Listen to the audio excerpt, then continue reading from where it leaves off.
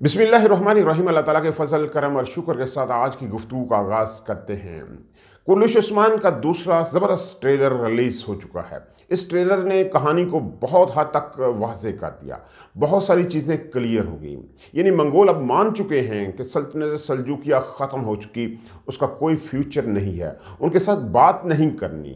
वो कहते हैं जैसे ही नायमान कमांडर की एंट्री होती है, वो उस कैंप के अंदर दाखिल होता है जहां वालदा सुल्ताना अपने 7 डेरों सरदारों को लेकर खड़ी हुई है। पूरी फौज उसने तैयार की हुई है, वो नायमान के साथ जंग लड़ने को तैयार है, वहां खड़ी हुई है। तो नायमान वहां आता है और कहता है बातचीत करते हैं, लेकिन पहले अपने सरदार को आ लेने दो।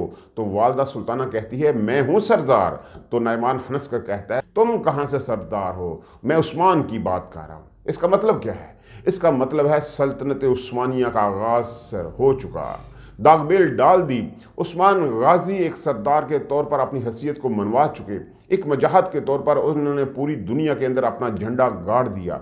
लोग अब जानते हैं कि इस इलाके में अगर कोई सरदार है, अगर कोई सल्तनत है, तो उस्मान गाजी की सल्तनत है। उस्मान गाजी ही वो सरदार है जिसके साथ बातचीत करनी है। ये चीज़ें वाज़ेह हो चुकी।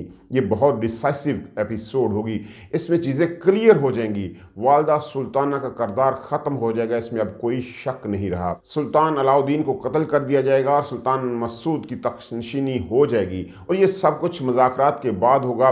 वो मुज़ाकरात जो मंगोल कमांडर नायमान और उस्मान गाजी के दरमियान होंगे, उसके बाद ये सारी चीज़ें होंगी। और उसके बाद वो बड़ी जंग शुरू हो जाएगी जो सरदारों के दरमियान है, क्योंकि मुख्तलिफ अमारात में अनातोलिया तकसीम हो जाएगा। हर सरदार की अपनी कोशिश होगी कि वो सल्तनत कायम करे।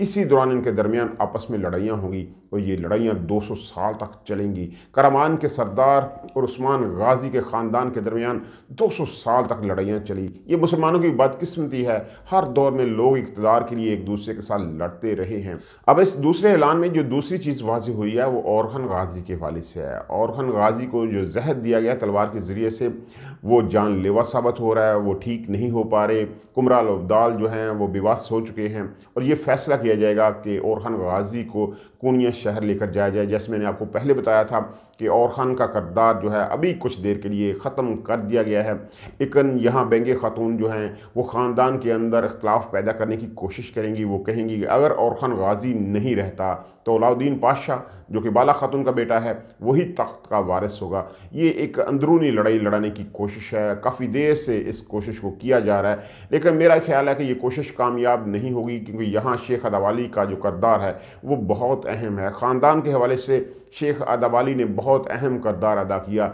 जब तुर्गत और उस्मान बे के दरमियान अख्तलाफात हुए तब शेख अदावाली आगे बढ़े और दोस्ती के हवाले से उन्होंने बहुत अहम किरदार अदा किया। अब ख़ानदान के हवाले से ये मसाइल होंगे तो इसमें भी शेख अदावाली बहुत अहम किरदार अदा करेंगे। और जैसे उस्मान गाजी ओरहन गाजी को सफ़र पर रवाना करते हुए कह रहे हैं कि तुम्हारा सफ़र ये अंधेरों की तरफ नहीं है, तुम वापस पलटोगे रोशनी की तरह, इसमें कोई शक नहीं। ओरहन गाजी सेहतयाब होकर वापस पलटेंगे और कबीले में दोबारा जो है वो दोस्ती की फ़ज़ा कायम होगी। अब बात करते हैं फ़रिंग खातून की, तो फ़रिंग का किरदार भी ख़त्म होने वाला है। बाला खातून और फ़रिंग को एक दूसरे के आमने सामने दिखाया गया, लेकिन इस दफ़ा फ़रिंग का किरदार ख़त्म हो जाएगा।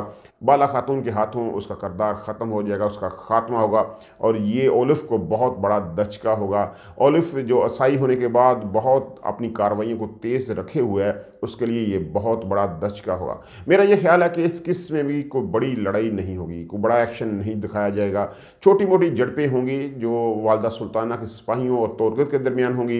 एनागोल किले के इर्द गिर्द की ये लड़ाइयाँ हैं जिसमें एनागोल के इर्द गिर्द छापामार कार्रवाइयाँ होंगी। इसके अलावा कोई बड़ी लड़ाई नहीं होगी और इन्हीं छापामार कार्रवाइयों में बाला खातून और फ़रिंग का आमना सामना होगा।